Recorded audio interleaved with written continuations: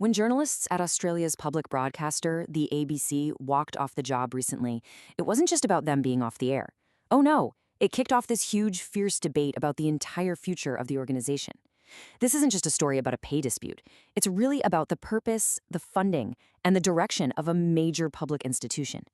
So, what does the strike actually tell us about the state of the ABC? So, for the first time in 20 years, ABC staff walked out. And get this, in a really remarkable move, they actually used the public airways, their own broadcast, to announce their own strike. It was like their final moments on air became the first shot fired in this whole dispute. All right, so what got them to this point? Well, at the heart of it all are two big things: pay and working conditions. The staff on strike, they argue that with inflation going through the roof, their wages are just getting left further and further in the dust. And that's the message they put out there, directly to their audience. They didn't frame this as some internal company issue. Instead, they presented it as a struggle against the exact same economic pressures that so many of their listeners are facing. It was really a plea to just keep their heads above water. And this wasn't just some vague complaint, They gave very real, concrete examples. They talked about colleagues who are forced to live hours away and deal with these massive commutes, all because they flat out can't afford to live in a city like Sydney where their job is. And it wasn't just about the rising cost of living either. Another huge point of frustration was the sense that their careers were just completely stalled. We heard about people stuck on the same pay grade for 5, even 8 years, being told that promotions just weren't happening. So you've got the financial stress, and on top of that, this feeling of being professionally stuck.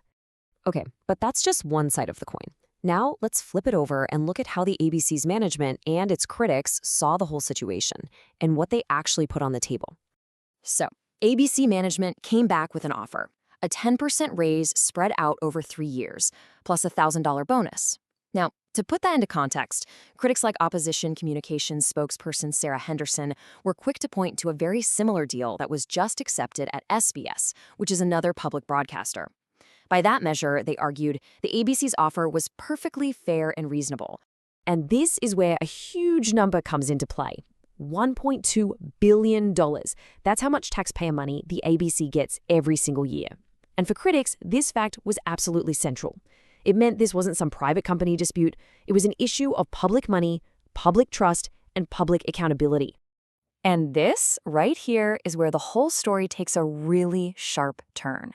Critics, like the media commentator Andrew Bolt, started to seriously question if the journalist's claims of financial hardship were genuine. In fact, they started to directly accuse them of hypocrisy.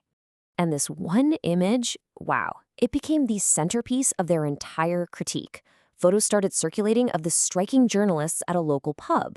For the critics, this was the smoking gun. It was used to cast doubt on their whole story of hardship, painting them as out of touch with the very people they claimed to be struggling alongside. But this criticism of how the journalists behaved was really just the tip of the iceberg. The strike basically became a flashpoint for a much bigger and much older accusation against the ABC as a whole: institutional bias. Remember how they announced the strike on their own show? Well, critics saw that as a hijacking of public property. The accusation was that these staffers treated the publicly funded broadcaster like it was their own private megaphone, completely violating the ABC's own rules about being impartial.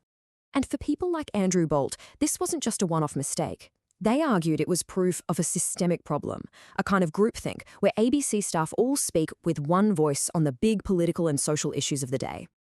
To back this claim up, Bolt pointed to a few specific examples. He argued that whether the topic is climate change or political figures like Pauline Hanson or even Donald Trump, the ABC consistently presents just one single, predictable, left-leaning point of view.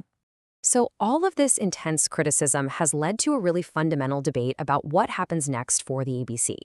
The analysis we're looking at really lays out two totally different paths forward, and each one has some pretty massive implications. And it really all boils down to this one question. Is the problem something that can be fixed from the inside, or is the bias, as critics claim, so baked into the culture that the whole thing needs to be torn down and rebuilt from scratch? You've got these two totally different visions for what should happen. On one side, you have people like Sarah Henderson. She believes in the ABC but says it needs reform. She's calling for an official inquiry and for management to get tough and enforce the impartiality rules.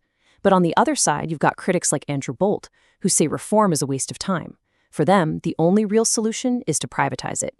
Turn the ABC into a subscription service, where the only people who pay for it are the people who actually want to watch it. And that leaves us right here with the big, unresolved question at the center of this whole thing.